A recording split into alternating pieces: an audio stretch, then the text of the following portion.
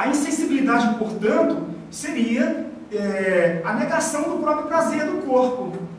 Nós vamos banir em algum momento, inclusive esse é um processo escolar, a gente tem explicação até do fracasso escolar em cima dessa questão, a falta do trabalho com o corpo na psicologia cognitivista, aponta coisas terríveis no mundo educacional. A gente entende que é um trabalho, a carência de trabalho ético, portanto, a responsabilidade com o corpo individual e coletivo. A tendência, portanto, da sociedade seria produzir o homem para a temperança, que ele tivesse o conhecimento do corpo, que explorasse a sensibilidade, já que se trata da ética.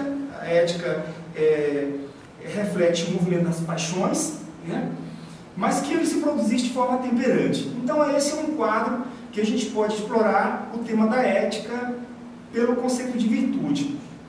E eu dei como exemplo esse sentimento, explorando pela ideia do tocar. E vocês podem explorar situações outras. Podemos voltar em um quadro depois. Uma outra situação que nós podemos aqui colocar é a que está apresentada pelo Kant, quando Kant distingue os assentimentos. Eu fiz um mapa conceitual para vocês, que eu intitulo de Tipologia dos Assentimentos. Bom, só explicando para vocês esse mapa conceitual e vou, então, definir melhor a questão da ética deontológica.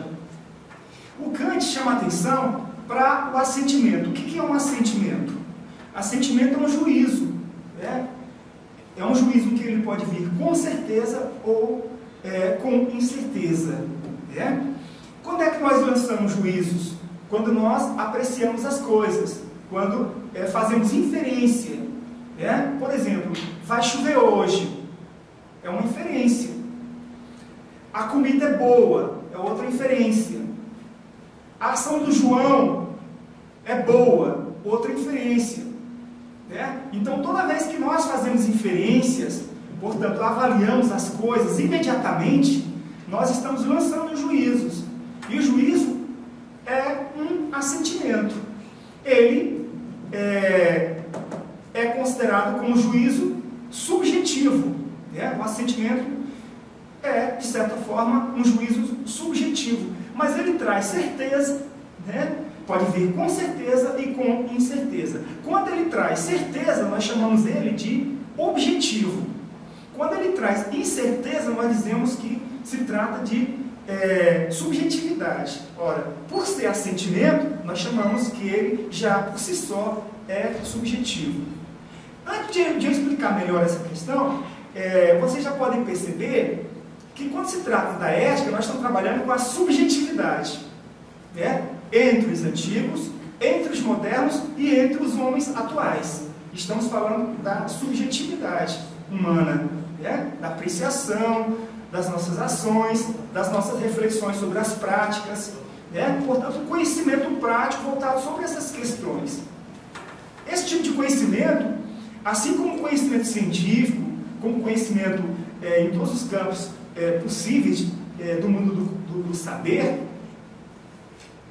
é um conhecimento que se aproxima, não é um conhecimento absoluto, não existe verdade absoluta do ponto de vista da ciência. Ela é aproximativa, mas por ser assim, nós já dizemos que se trata de conhecimento e tem objetividade, tem validade. Até ser substituído por outro, isso que vai ficando, Voltemos então à questão dos assentimentos colocados pelo Kant.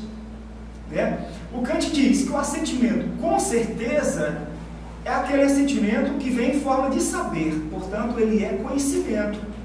Ele vale universalmente. O conhecimento que vem com incerteza, que é problemático pela natureza dele mesmo, é o conhecimento opinativo. Ele é sempre problemático. Uma opinião é sempre uma opinião, nós dizemos assim. Mas quando ela se transforma em argumento, ela deixa de ser opinião, ela passa a ser conhecimento. E a crença, ela traz certeza, mas a certeza que a crença traz é absolutamente subjetiva, ou seja, só tem validade pontual. Para mim, por exemplo, Deus existe, Deus vale para mim, mas será que para o outro tem a mesma valia? Então, quando se trata da crença, o saber, o conhecimento, nós podemos dizer, de crença, é subjetivo, tá? Se é necessário, tem uma necessidade, portanto, subjetiva, vale para aquela pessoa, para aquele grupo, não tem uma validade universal, como o conhecimento, que se trata do campo do saber. Aí o Kant diz que a opinião é problemática, a crença é assertórica, porque ela tem validade, mas a validade dela é uma validade subjetiva, sempre, e o saber, que é apodítico, porque ele tem validade universal. Por isso ele diz que o saber é apodítico. Ora, quando ele vai para o campo da ética, questionando inclusive a ética da virtude, ele diz que a ética da virtude busca a felicidade. E o erro dos filósofos que defendem a bandeira da virtude, segundo Kant, que é um filósofo da modernidade, tem até a produção dele até 1804, né? Portanto, século XIX, ele diz que o que é felicidade para um pode não ser felicidade para o outro. Vamos tornar isso bem claro. Por exemplo, uma pessoa pode ser feliz morando numa choupana, outra pode ser feliz se tiver um Boeing, um 747, outra pode ser feliz se tiver um navio, né? Uma mansão, né? Mas uma pessoa pode ser feliz debaixo de uma ponte, né? Então, quando se trata de felicidade, nós temos um projeto subjetivo. E o Kant diz, olha, se vamos falar de ética, e a ética é um conhecimento prático que busca objetividade, racionalidade, portanto, objetiva, nós precisamos criar uma legislação que sirva aos homens, então nós não podemos fundar a ética, que ele intitula de moral, no plano da metafísica, em base da felicidade. Portanto, nós temos de um lado a ética teleológica, que busca a realização do homem pela ideia de bem, bem comum,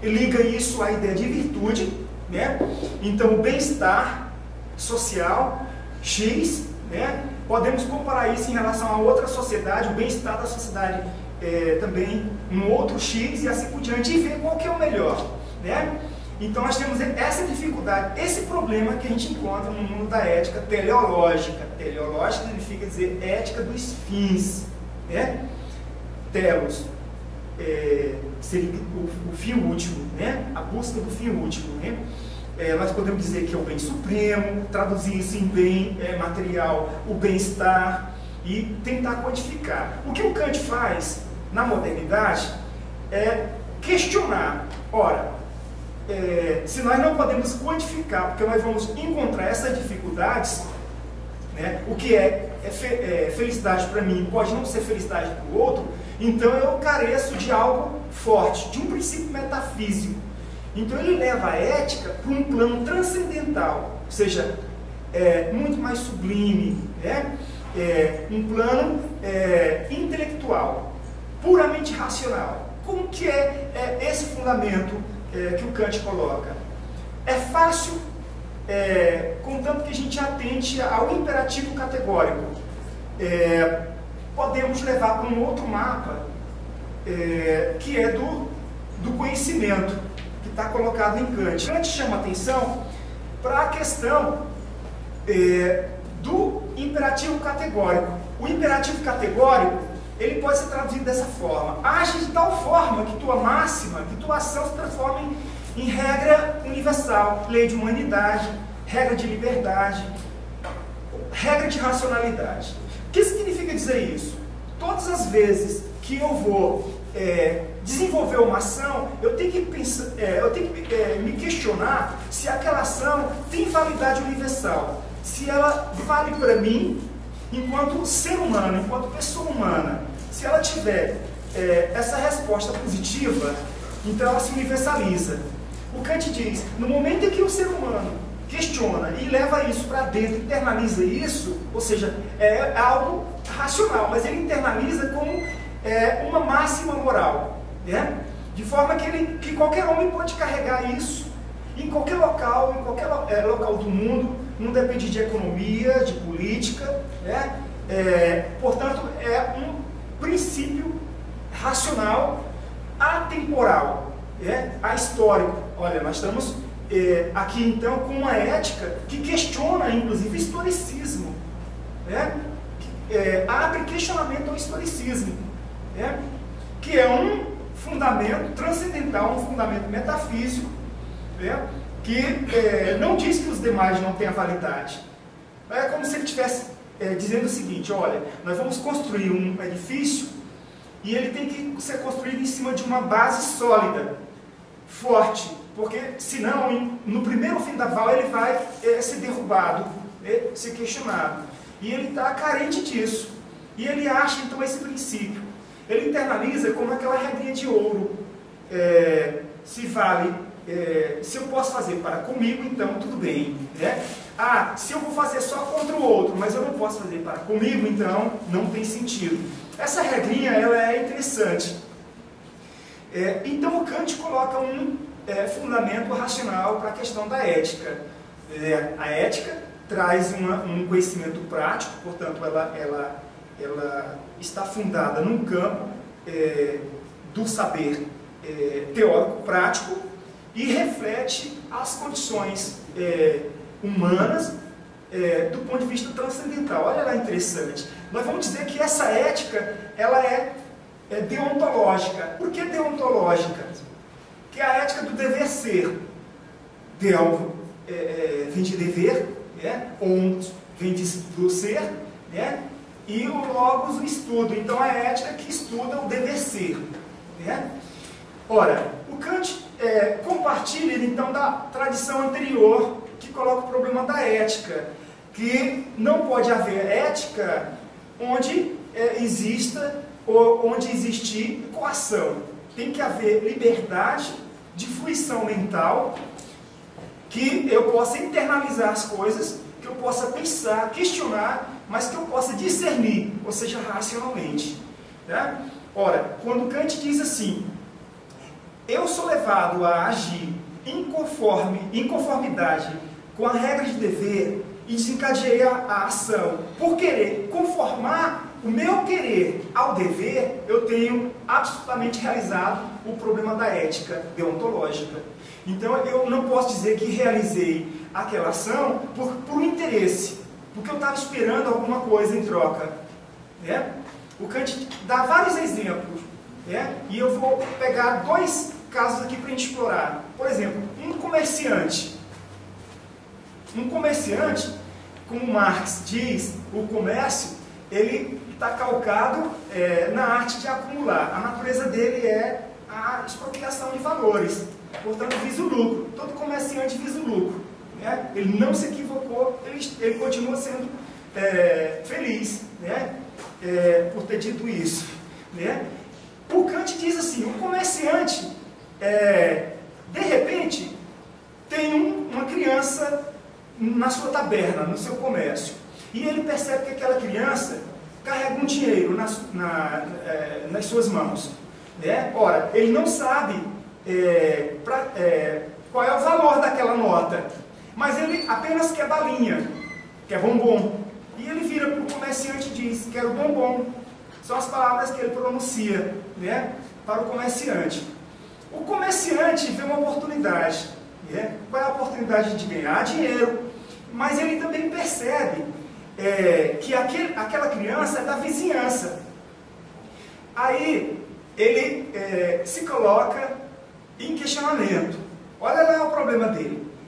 Eu vou levar a criança para os pais e dou bombom à criança, Ele pode responder a seguinte questão dessa forma: dizer, assim eu realizei uma ação boa, vou deixar os pais dessa criança, os pais felizes, e garanto a minha clientela. Mas ele também pode pensar dentro da situação do comércio, na arte do comércio. Ora, aproveito, vendo determinados bombons para essa criança, passo o troco e assim faz. Aí a gente poderia perguntar a vocês podem pensar, né? O que seria ético, tá? Do ponto de vista da regra de dever ser? O que seria mais ético?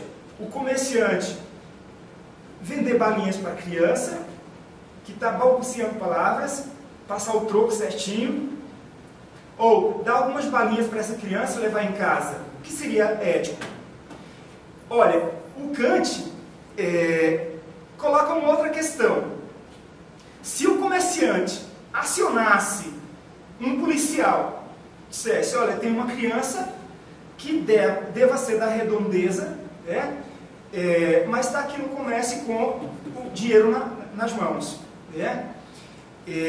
Acionasse então a autoridade, e essa autoridade viesse e apanhasse essa criança, né? Portanto, em busca dos pais e tal. Qual seria a ação mais virtuosa, né? Conforme aquilo que eu já acabei de colocar, que uma ação verdadeiramente ética é aquela que se realiza em conformidade ao dever, por interesse em querer realizar o dever pelo dever, e somente desta forma. O Kant responderia rapidamente, ora, aquela em que a autoridade foi acionada, porque não tem o interesse do comerciante. Na primeira tem o interesse do comerciante, ele cuida da clientela, na segunda também, ele quer garantir o lucro dele, mas nesse outro caso, não tem. Então é uma realização que parece muito fria. Geralmente as pessoas falam, mas a ética deontológica, essa ética racional, ela é muito fria, muito distante, né? O que nós estamos colocando com isso? Que às vezes nós realizamos ações como essa de levar a criança, dar bombom para a criança, levar, olha, você é meu compadre, ou você compra no meu comércio e eu trouxe teu filho que estava perdido e tal. Essa ação ela é louvável, ela é muito frequente e muito aceita entre nós, mas ela não é ação verdadeiramente ética, ela se enquadra no plano da moral, portanto no plano dos costumes, mas ela não é sólida para a gente formar, digamos assim, uma verdadeira sociedade, né, da responsabilização universal. Então nós temos um problema, digamos assim, que a ética deontológica coloca, que é o questionamento do fundamento existencial do homem, né? Então nós temos a dificuldade que primeiramente foi colocada pela ética das virtudes, que é explorar o homem no dia a dia, na vida, para que ele se faça virtuoso e ele vai olhar para trás um dia, já velho, e dizer o que eu realizei, eu fui virtuoso, e às vezes, dentro do caixão, é que alguém vai dizer, eis um homem virtuoso, porque se ele falar antes da sua velhice que é virtuoso, né, pode ser tomado como uma figura muito antipática, né? Então nós temos essa dificuldade. Uma outra questão que eu quero colocar, então seria para amarrar essas duas dificuldades, da questão da ética das virtudes e a questão da ética deontológica, que é o campo da razoabilidade, para a gente poder explorar a questão política, né, a construção também do nosso próprio ofício, né, no dia a dia. Então, o que é o razoável? O que seria uma prática razoável?